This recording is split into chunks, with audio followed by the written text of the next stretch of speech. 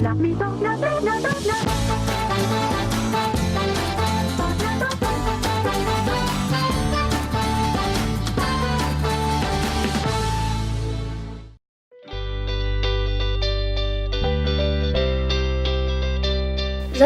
у тебя завтра день рождения. Мы все посовещались и хотели спросить у тебя самой, что ты хочешь на день рождения?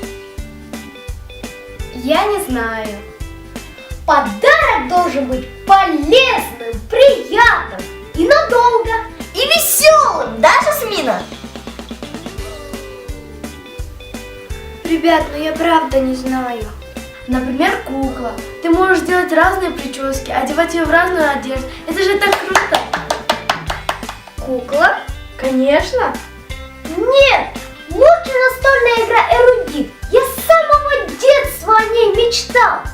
Но она же для совсем маленьких. А ты пробовала его играть? Нет. Вот видишь. Нет, самый лучший подарок это мяч.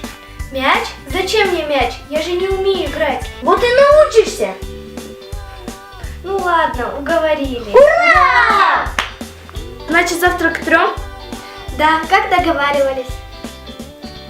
Вот увидишь, у тебя будет самый содержательный день рождения. И веселый. Спасибо, вы самые настоящие друзья.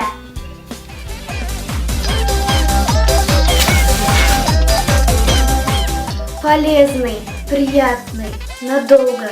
Так бы и сказали, если не хотели участвовать в папиных конкурсах.